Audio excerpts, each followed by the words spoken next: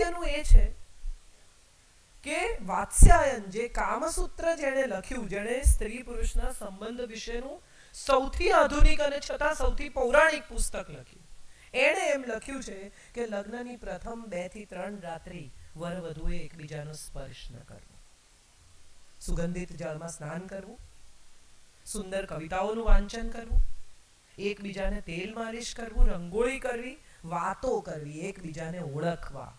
રજનીશે એમ કહ્યું કે સેક્સ 2 પગ વચ્ચે નથી, 2 કાન વચ્ચે છે. શરીરોનો પ્રેમ તો રહેશે ને જતો રહેશે. જેને ચાહ્યા એ એવા ને એવા નથી દેખાવાના, એની તો આપણને ખબર જ છે. હિન્દુ એકમાત્ર ધર્મ છે સનાતન કે જે એમ કે છે સપ્તપદીના 7 વચનમાં કે સાથે સાથે વૃદ્ધ થઈએ. વયવૃદ્ધ, જ્ઞાન વૃદ્ધ, વાલ વૃદ્ધ, સમજણ વૃદ્ધ, સ્નેહ વૃદ્ધ, સ્વીકાર વૃદ્ધ, ક્ષમા વૃદ્ધ. માફ કરી શકાય એનાથી વધારે મોટી જરૂરિયાત શું હોય પ્રેમમાં? હું તો કોઈ દિવસ માફ નહીં કરું, હું એને બહુ જ પ્રેમ કરું છું. આ 2 વાક્યોને એકબીજા જોડે સંબંધ જ નથી. એક ચાઇનીઝનું છે અને એક જેપનીઝનું છે. આ 2 જુદી ભાષાઓ થઈ ગઈ. હું ખૂબ પ્રેમ કરું છું, હું એને આજીવન ક્ષમા કરીશ. આ 2 એક ભાષાના વાક્ય છે. મોટા ભાગના લોકોને એની સાથે સૌથી વધારે વાંધા પડે છે જેને સૌથી વધારે પ્રેમ કરતા હોય. આ સ્પાઉસ હોય તો સ્પાઉસ, પ્રેમી હોય તો પ્રેમી, બોયફ્રેન્ડ હોય તો બોયફ્રેન્ડ, ગર્લફ્રેન્ડ હોય તો ગર્લફ્રેન્ડ. કેમ? તો કે હું કહું છું એ પ્રમાણે નથી વર્તતા. મેં એક લેખ લખેલો કે આઈ લવ યુ માટે હું કહું છું તેમ કરો. અગત્યનું એ છે કે આજે આટલા સુંદર માહોલમાં પ્રેમ વિશે વાત થઈ, પ્રેમના ગીતો ગવાયા. 3 પેઢી તમારી સામે છે. એક એવી પેઢીનું બાળક કે જે હજી કોલેજમાં છે, એને પ્રેમ અનુભવવાનો બાકી છે. એક એવી પેઢી કે જેણે પ્રેમને જુદી જ રીતે જોયો. અમિતાભ બચ્ચનની ફિલ્મોમાં, Rajesh Khanna I hate tears, Pushpa, ત્યાંથી શરૂ કરીને મિથુન ચક્રવર્તીના ડિસ્કો ડાન્સના પ્રેમ સુધી, પછી ગોવિંદાના પ્રેમ સુધી અમારો પ્રેમ લંબાયો. એક એવો સમય હતો કે નહીં કહેવું એ પ્રેમ હતો. દિલીપ કુમારની ફિલ્મોમાં, બીજી નવલકથાઓમાં, શરદ બાબુની નવલકથાઓમાં અનાહ એ પ્રેમ હતો, ઈગો એ પ્રેમ હતો. આ 3 પેઢીમાંથી પસાર થયા પછી મને એક વાત એવી સમજાય છે કે પ્રેમ છે ને એ વ્યક્તિએ જુદો છે. અમે અહીંયા 6 કલાક બોલીએ કે 22 કલાક બોલીએ, એનાથી કઈ ફરક નથી પડતો. તમારો પ્રેમ તમારો છે ને અમારો અમારો છે. કોઈ કોઈને પ્રેમ શીખવી શકતું નથી. કોઈ કલાકો બોલ્યા પછી પણ પ્રેમમાં પાડી શકતું નથી અને કલાકો બોલ્યા પછી પ્રેમમાંથી કાઢી શકતું નથી. મા બાપ લેક્ચર આપે, આવી છોકરી છે ને તેવી છોકરી છે, બધું આમ નીચે મળે સાંભળે, પછી કે પણ હું આઈ લવ હર. આ બધું કહી દીધા પછી પાછું આવે તો ત્યાં જ હરી ફરીને. એટલે કાઢી શકાતા નથી, પાડી શકાતા નથી. આપણે બધા જ્યાં આવ્યા છીએ હવે જે મુકામ પર, એમાં એક છેલ્લી વાર્તા કહીને મારી વાત પૂરી કરું. મને બહુ જ આ વાર્તા ગમે છે અને પ્રેમનું આનાથી ઉત્તમ ઉદાહરણ હું માનું છું મેં બીજું નથી સાંભળ્યું. કબીરના લગ્ન એના ગુરુ પોતાની દીકરી લાલી સાથે કરાવે છે. કબીર લાલીને લઈને આવે છે અને ગાડું જતું રહે છે પિતાનું અને જુએ છે ઝૂંપડું છે. લાલી રડવા લાગે છે. એટલે કબીર કહે છે કે શું થયું? તો કે આવામાં રહેવાનું, મારા બાપની બુદ્ધિ ભ્રષ્ટ થઈ ગઈ છે.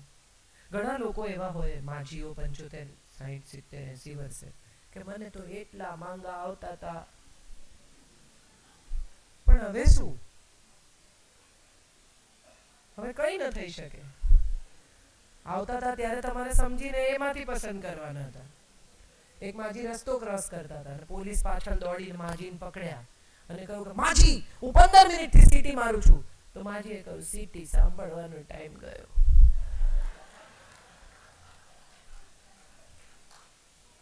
તો એણે કહ્યું કે આવા ઝૂંપડામાં રહેવાનું મારે, આવી ભંગાર જગ્યાએ? હું તો જમીનદારના દીકરાના પ્રેમમાં હતી, મારા બાપાએ તારી જોડે પરણાવી દીધી, ફસાઈ ગયો હતો. તો કબીરે કહ્યું કે ચાલ તારો જમીનદારનો દીકરો તને સ્વીકારશે, હું તને મૂકી આવું. લાલી ફરી રડવા માંડી કે શું થયું? તો કે કાઢું તો ગયું. હવે હું આટલી રૂપાળી, આવી સરસ, આવી તૈયાર થયેલી, જંગલમાંથી ચાલીને જવાનું. તો કબીરે કહ્યું, કઈ નહીં, બેસ્યા મારા ખભે, હું તને સાચવીને લઈ જાઉં. કબીર એને લઈને નીકળ્યા. અંધારું થઈ ગયેલું, રાત પડી ગયેલી, પથ્થર સાથે પગ અથડાયો ને આખો નખ ઉખડી ગયો, લોહી લુહાણ, પણ લાલીને પડવા દીધી નહીં. લાલીએ કહ્યું, શું થયું? તો કે કઈ નહીં, સહેજ વાગ્યું છે. એટલે કે ઉતાર મને, ઉતાર. ઉતારી. ફરી રડવા માંડી. શું થયું? તો કે હવે નથી જવું. અરે કે ગળીમ કે છે જવું, ગળીમ કે છે નથી જવું. હવે કેમ નથી જવું? તો લાલી કે જે બીજાને સોંપવા માટે મને આટલું સાચવીને લઈ જાય છે, જો હું એની સાથે રહું તો મને કેટલી સાચવ. આપણે બધા માણસને એપરન્ટલી જજ કરીએ છીએ. પહેલા તો જજ જ ન કરો, અને કરો તો એપરન્ટલી ન કરો. જાણો, ઓળખો, સમજો, પૂછો જો આ બધામાં કંઈ ન સમજાય તો. જેની સાથે આખી જિંદગી જીવવાનું છે એવો કોઈ પણ સંબંધ, પ્રેમી પ્રેમિકા, પતિ પત્ની, મા બાપ, ભાઈ બહેન, મિત્રો, જે સંબંધનું આયુષ્ય લંબાવવા માંગતા હો ને, ત્યાં ક્યાંય ધારણાનું પાણી નહીં પાતા. સ્પષ્ટતાથી, સત્યથી પ્રશ્ન, સવાલ, જવાબ કરીને તમે એ વ્યક્તિને જે તમારા મનમાં હોય કહેવાની હિંમત રાખજો, અને જવાબમાં જે કહે તે સાંભળવાની તાકાત રાખજો. મોટા ભાગના લોકોનો પ્રોબ્લેમ એ છે કે એમને સત્ય પચતું નથી, પણ એમને સત્ય જાણવું છે. એટલે જેમ સત્ય પચાવવાની તાકાત આવતી જશે ને, તેમ તેમ સત્ય જાણવાની તૈયારી ઓછી થતી જશે. તમને સમજાઈ જશે કે આ સત્ય આટલા દાયરામાં ફરે છે, એનાથી વધારે કશું નથી. અને પછી એમ થશે કે તો ભલે, ન કે તો ભલે, એને જેમ કરવું એમ કરે. મારો એક એક્ટર મિત્ર છે, મહા લફરાબાજ. એટલે એક દિવસ મેં એને પૂછ્યું, મેં તું તારી પત્ની કંઈ કહેતી નથી? તો કે છે. પછી એકવાર મેં એને સમજાવ્યું કે હું દુનિયામાં ક્યાંય પણ હોઉં, સાંજે 8:30 તારો વિચાર કરીને ઘરે આવી જાઉં એવું તને જોઈએ છે? કે હું સાંજે 8:30 ઘરે આવ્યા પછી તારી બાજુમાં સૂઈને બીજાનો વિચાર કરું એવું તને જોઈએ છે? સવાલ અઘરો છે, પણ આ આધુનિક છે. એક સમય હતો કે જ્યારે પ્રેમ એક જ વ્યક્તિમાં પૂરો થઈ જતો હતો. હવે પસંદગીનો અવકાશ છે, અને બહુ જ મોટી દુનિયા તમારી સામે ખુલી ગઈ છે ગૂગલના નામે. વ્યક્તિઓ પાસે બહાર નીકળવાની, લોકોને મળવાની, સાથે કામ કરવાની, પ્રવાસ કરવાની સુવિધા છે, અને આ સુવિધામાંથી જન્મે છે નૈકટ્ય, નૈકટ્યમાંથી જન્મે છે ઓળખાણ, ઓળખાણમાંથી આવે છે અપેક્ષા, અને અપેક્ષાની સાથે જોડાયેલી ઝંખનાને આપણે પ્રેમનું નામ આપી દઈએ છીએ. એકચ્યુઅલી આજે ઢોસા ખાધા તો કાલે પાણીપુરી ખાઈએ, તો પરમ દિવસે ભાજીપાઉં ખાઈએ. એ જે આપણા મનમાં છે ને, એ ધીમે ધીમે આપણા શરીરમાં, આપણા સ્વાદમાં, આપણા મગજમાં પણ પ્રવેશતું જાય છે.